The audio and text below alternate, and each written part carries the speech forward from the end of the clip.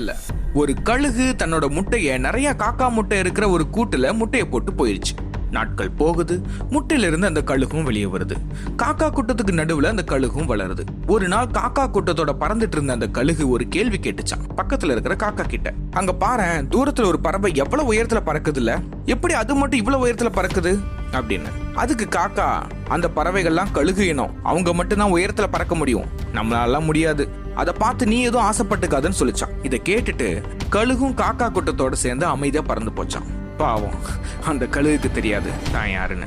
இந்த மாதிரி தான் நம்ம லைஃப்ல நம்ம யாருன்னே தெரியாம நம்மளை பத்தி மத்தவங்க கிட்ட ரிவ்யூ கேட்டுட்டு இருப்போம். கேட்டது மட்டும் இல்லாம அவங்க சொன்னது உண்மைன்னு நம்புவோம். நம்ம ஆள் மனசுக்கு ஒரு பவர் இருக்குது. அது கிட்ட நம்ம என்ன சொல்றோமோ அதுதான் நடக்கும். வாழ்க்கையில எனக்கு எல்லாம் நெகட்டிவா தான் நடக்குது, எனக்கு எல்லாமே தோல்விதான்னு சொல்றீங்கல்ல, நல்லா யோசிச்சு உங்க மனசு கிட்ட கேளுங்க.